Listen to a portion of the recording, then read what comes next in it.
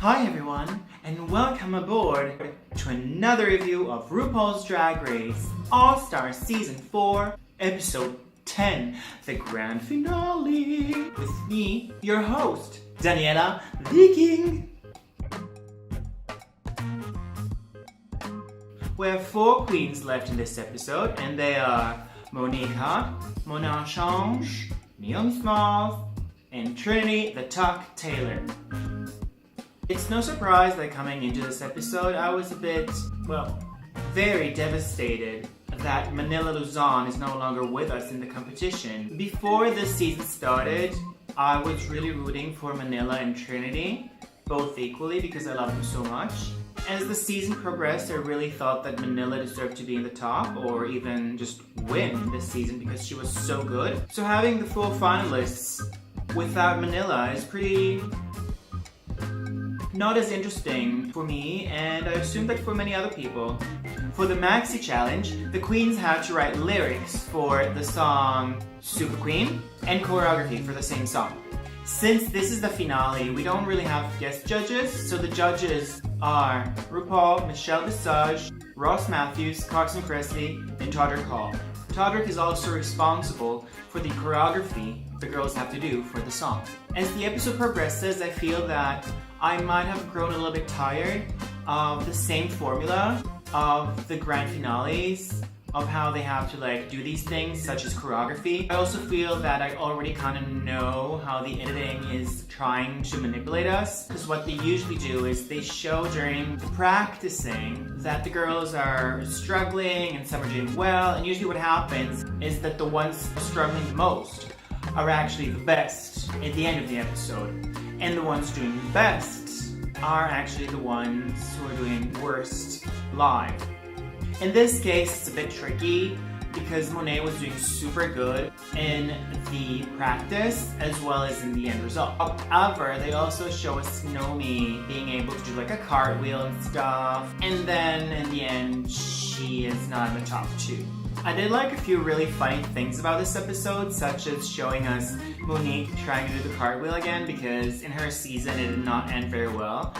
I feel Todrick Hall is so condescending. I know it's a TV show and I know he's playing a part of being a judge and teaching them choreography. I just feel that the character that he portrays in the show is really condescending and not very empathic to the girls. It's also weird that we get to see them try the cartwheels so many times, because in the end of the episode, we don't even see the cartwheels. It's a bit like the scene when each one is on the podcast of Rue and Michelle of What's the Tea, because in the end result, I don't think I've ever heard the girls from the finale on a special episode in What's the Tea podcast, so what's the point?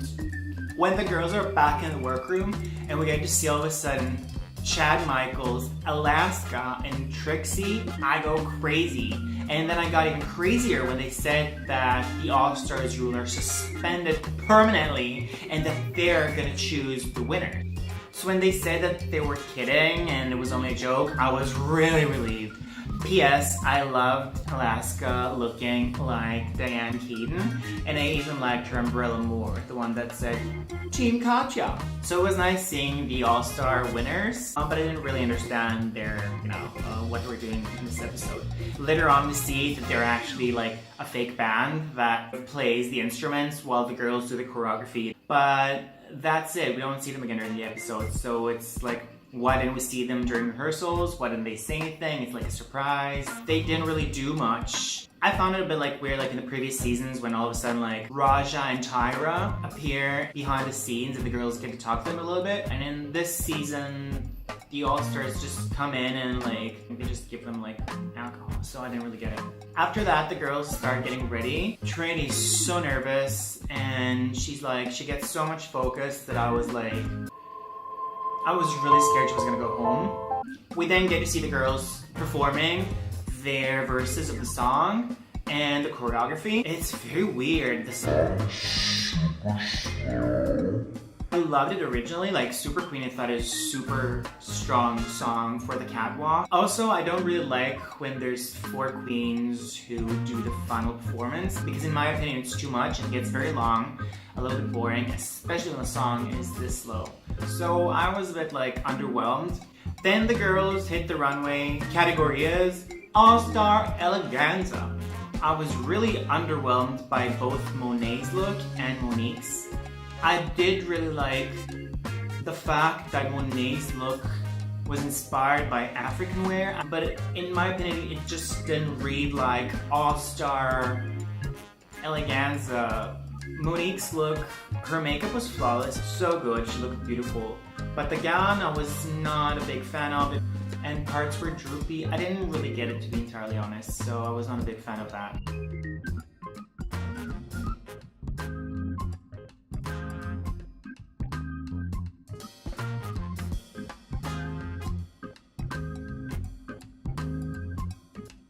Naomi's look, she came down the runway and she looked like she owned the runway because she bought it with the money that she made after she was made editor-in-chief of Vogue magazine.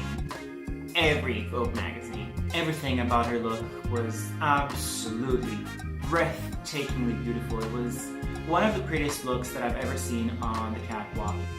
Then Trinity comes out, and I have to be honest, even though I love Trinity, sometimes I feel that her looks are not as couture as some of the others, so I was a bit scared. But when she came out, it was beautiful. It reminded me of like this factory in Russia. It's called Gzhel. It was beautiful. It was also one of the best looks that I've seen on the runway. Then each queen has to say why she should be inducted in the Hall of Fame. This part as well gets a little bit boring in my opinion because it doesn't necessarily come from the heart. Maybe they should spice it up like they did with Alaska and like ask them why the others are not qualified to be the winners, and they are. And the judges start deliberating. I found this to be really interesting, to be honest, because they talked about the girls more freely than they usually do. Maybe it's a bit reminiscent of the way that they judged the girls in previous older seasons. I don't know. A couple of things that really stood out for me. RuPaul talked about Monique, and she said that she's a very emotional person, and that in fact, her name, she wears her heart on her sleeve. I really liked that point. I thought it was so smart. RuPaul sometimes understands and sees things in a just really smart manner, you know?